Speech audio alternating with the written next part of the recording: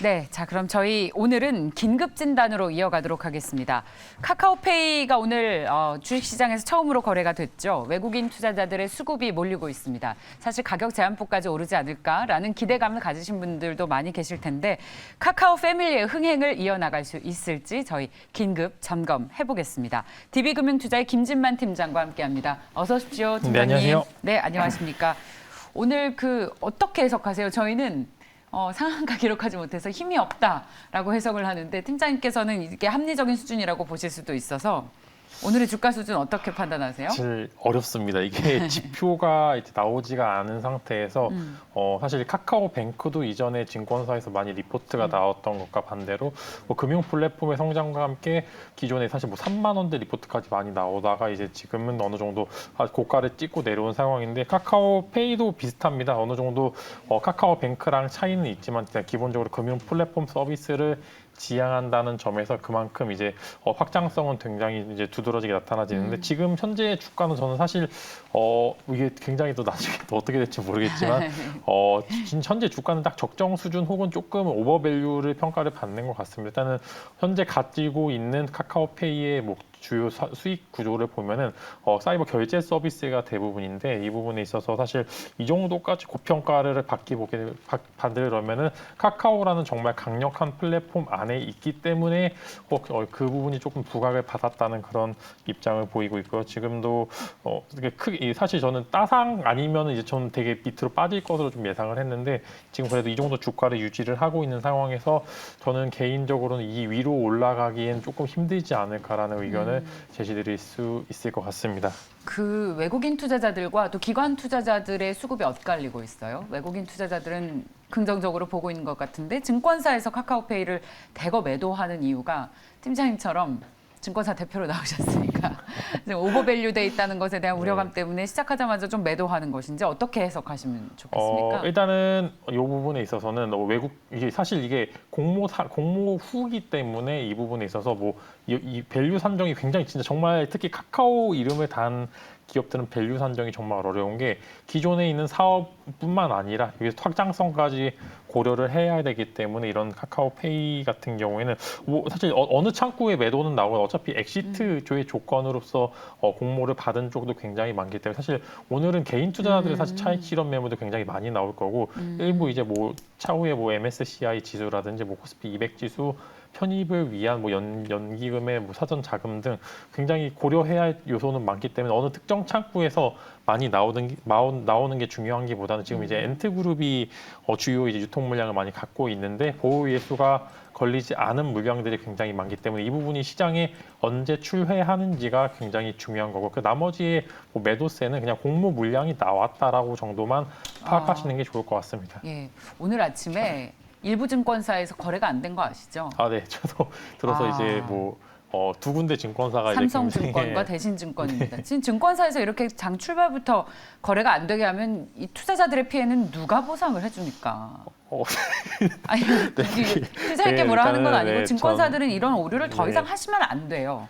서버 이야기도 굉장히 많은데요. 아무래도 단기간에 좀 몰리다 보니까 이번에서 MTS라든지 HTS 사이 좀 괴리도 있고 이제 이 부분은 사실 좀 개선이 돼야 되는 부분이 맞습니다. 개선이 너무나 돼야 되죠. 그래서 왜냐하면 오늘 또 카카오페이 이렇게 첫 상장 이슈가 있기 때문에 매도하려고 대기하신 분들이 꽤 많으신데 이 부분에서 대응을 못 하셨다면서 굉장히 뭐랄까요, 불만을 표하시는 분들이 상당히 많습니다. 그래서 저도 이제 조금 이제 이 부분에 있어서 당연히 고쳐줘야 될 부분은 확실하고요.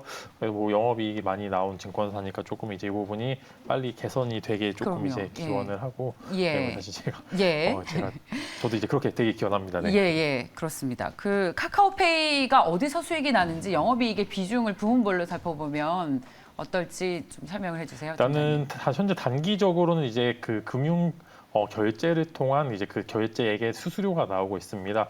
지금 이제 잘 나오고 있는데 보시면 이제 송금액과 결제액 부분에 있어서 지금 거의 큰 차이는 없는데 결제액이라고 하면 카카오 선물학이라든지 기타 카카오 톡 안에 있는 그런 이제 서비스를 영위를 하면서 나오는 결제액이라고 보시면 좋을 것 같고 송금액 같은 경우에는 카카오페이 안에서 이제 사실 저도 많이 이용은 하고 있습니다. 그래서 한 달에 10번 정도는 무료고 10번 이후에는 이제 건당 500원의 수수료가 붙는데 그 부분에서 송금액에 수수료를 나오는 부분이 굉장히 비중이 큰 상황이기 때문에 만약 여기서 이제 더 늘릴 수는 없을 겁니다. 이제 1회 송금 비용에서 수수료를 뭐 1,000원으로 늘린다 그러면은 가지고 있는 메리트는 현저히 떨어질 수밖에 없는데 일단 이 부분이 유지가 되고 앞으로 이제 유입되는 20대나 이제 10대 같은 경우가 계속 유입이 될 경우에 추가적으로 성장성은 두드러지게 나타날 수 있을 거라고는 보입니다. 카카오페이와 뱅크를 비교하면 차이점은 뭐예요? 서로 상생할 수 있는 겁니까? 네, 사실 상생이 될 수밖에 없는 상황이고요. 사실 그 부분에 있어서 이제 중복 밸류가 좀 적용이 되기 때문에 저희 입장에서는 조금 보수적으로 볼 수밖에 없습니다. 예를 들어 이제 모회사와 자회사가 이제 뭐 액면 분할을 하게 되면 그 부분이 조금 디스카운트 되는 부분이 있는데 그 부분이 사실 고려는 돼야 되는 것은 맞으나 확장성이라는 부분에 있어서 일단은 양쪽 다 좀 밸류는 어느 정도 되는 것 같긴 하는데 카카오페이가 가진 장점은 아무래도 카카오라는 서비스가 계속 커지고 카카오는 그 안에서 이제 계속적으로 확장을 하기 때문에 계속 이제 카카오페이라는 금융 결제 서비스를 이용할 수밖에 없기 때문에 카카오가 커진다면 카카오페이의 성장성 또한 굉장히 좋을 것이고 만약에 지금 뭐 국정감사도 어느 정도 마무리되는 시점에서 카카오가 가지고 있던 조금 이제 금산 쪽 문제가 해결이 된다면은 어느 정도 영업이익에 있어서 좀 문제가 마무리가 되는데 이 부분이 해결이 안 되면은 카카오페이나 뱅크가 가지고 있는 리스크는 지속적으로 존재할 수밖에 없기 때문에 이런 시장에서 불확실성이 존재를 한다는 거는 리스크가 될 수밖에 없기 때문에 투자는 이 부분은 또 한번 짚고 보셔야 하는 게 좋을 것 같습니다. 사실 그 팬데믹으로 전자결제주가 조명을 받았고 이른바 그 비대면 관련 대표 수혜주였는데 전자결제 시장이 그래서 굉장히 커지는 줄 알았는데 주가는 왜 외면받는 겁니까? 사실 이제 결제 서비스를 저희가 선택을 해서 할 수는 없습니다. 이제 뭐 홈페이지라든지 기타 쇼핑몰을 이용할 때 쇼핑몰이 이용하는 서비스를 그냥 저희는 사실 어디 결제하는지는 모르고 그냥 카드나 혹은 이제 뭐 기타 페이를 통해서 결제를 하기 때문에 이 부분이 뭐 따로 선택하기보다는 그냥 사실 가장 빠르고 이전에 썼던 손이 많이 익은 것을 하기 때문에 전체적인 결제 대금은 늘어났으나 이 부분에 있어서 뭐 어디가 수혜를 받을지는 사실 한정적이고 잘 알 수가 없는 부분이에요. 그래서 일단은 전체적인 결제를 봤을 때 많이 증가했다. 이 시장도 충분히 증가해 볼 만한데 지금 최근에 NFT 관련으로 많이 엮여 있습니다. 뭐 사이버 다날이라든지 결제 시스템이 이제 뭐 코인, NFT 시장이 같이 엮여 있는데 이 부분에 있어서 성장성이 굉장히 두드러지는 게 우리의 결제 시스템을 이용하게 되면은 어떤 뭐 NFT 코인을 주겠다라는 이런 시스템이 또 구축이 되면은 한 번 정도 더 성장할 수 있을 것 같고요. 카카오페이도 마찬가지입니다. NFT 관련 사업을 영위를 하게 되면 저는 굉장히 성장성은 되게 좋게 나타나는 게 아무래도 카카오는 누구나 씁니다. 카카오는 누구나 쓰기 때문에 이 부분에 있어서 밸류 평가는 좀 더 될 수도 있다. 뭐 NFT 관련 서비스를 영위한다면 정말 큰 폭의 성장성도 기대해 볼 만하다고 말씀드릴 수 있을 것 같습니다. 자, 그렇다면 카카오페이 주가의 적정 수준은 어느 정도라고 보시는지 이 상장에서 네. 전자결제주가 다시 한번 좀 조명을 받을 수 있을지 저희가 가장 궁금해요. 팀장님께서는 상당히 곤란한 질문일 수 있겠습니다. 사실 저는 지금 주가는 좀 비싸다고 봅니다. 예, 딱 말씀을 드리면은 저는 그래요? 그때 카카오뱅크 때도 말씀을 드렸지만 지금 주가는 그냥 단순히 상장 이후에 나오는 어느 정도 이제 주가의 유동성의 공급을 받았다는 표현을 하고 싶어요. 결국 이 유동성 장세의 마지막은 누가 고점에서 많이 물려 있느냐라. 가 굉장히 좀 리스크가 있기 때문에 신규 매수 지금 진입하신 분들은 절대 하시면 안 됩니다. 이거 나중에 진짜 정말 크게 문제가 될 수 있는 가능성도 크기 때문에 지금 현재는 신규 매수는 절대 금물이고 기존에 보유하신 분들도 저라면은 만약에 청약을 받아서 한두 주 받았을 경우에 매도를 하시는 게 차라리 좀 더 올라도 여기서 더 오르는 것보다는 더 여기서 더 떨어질 확률이 상대적으로 더 크기 때문에 저는 개인적으로는 매도 포지션 잡으시는 게 좋을 것 같고요. 적정 주가는 저는 딱 말씀드리면 선정을 못 합니다. 선정을 말씀 못 드리는 거는 지금 주가 자체가 어느 정도 거품으로 형성됐다고 말씀드리기 때문에 바닥이 잡힐 때 그때 다시 밸류 평가를 다시 해서 보는 게 좋을 것 같다는 말씀 드리고 싶습니다. 네, 말씀 잘 들었습니다. 자, 카카오페이와 관련해서 고평가됐다고 강조를 해주셨네요. 여러분들 참고하시기 바랍니다. 그리고 저희 그 2차 전지 소재주 다음으로는 뭘 볼까? 네, 테슬라가 LFP 배터리 탑재한다고 해서 관련 주식을 좀 많이 찾았었죠. 그런데 왜 그럴까요? 주가가 좀 오늘 낙폭이 시장 대비 큽니다. 그래서 지금이라도 좀 빠져나가야 하는 것인지 아니면 이제 이런 메리트가 다 반영된 것인지 저희가 좀 긴급 점검해보고 넘어가고 싶은데 팀장님께서는 LFP 관련주가 왜 하락한다고 보세요? LFP 관련주에서는 이제 저도 계속 말씀을 드렸지만 사실 크게 이렇게 변동성이 LFP가 나온다고 해서 이제 3원기 배터리가 좀 안 좋다는 평가를 받기보다는 포트폴리오의 일환입니다. 이제 배터리 안에서도 충분히 이제 뭐 LFP라든지 기타 여러 가지 배터리가 다들 선택을 할 수 있게 만드는 거라고 보시면 좋을 것 같고요.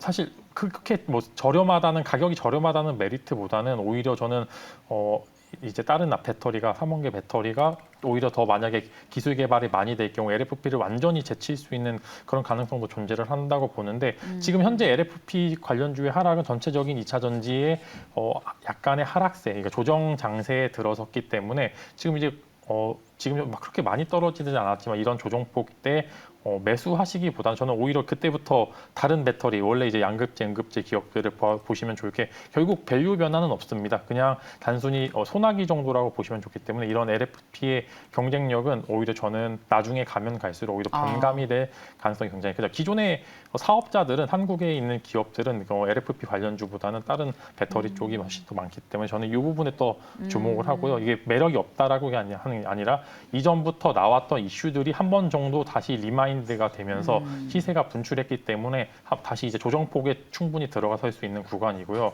다음에 또 큰 이슈가 있지 않으면 그냥 원래 배터리의 성장세를 다시 봤었을 때는 충분히 다시 회복도 가능하다는 말씀을 덧붙이고 싶습니다. 좋은 지적이세요. 그 LFP 관련주들은 매력이 좀 반감되고 기존의 2차 전지 소재주인 그러니까 그 주종을 이룬 LCM 소재 쪽으로 뭐랄까요, 시장의 메인 테마는 형성될 것이다라는 말씀으로 정리할 수 있을 것 같아요. 그렇다면 그 LFP 관련 주식을 찾아서 들어가셨던 분들 지금이라도 좀 차익 실현을 하고 나오시는 게 좋을지.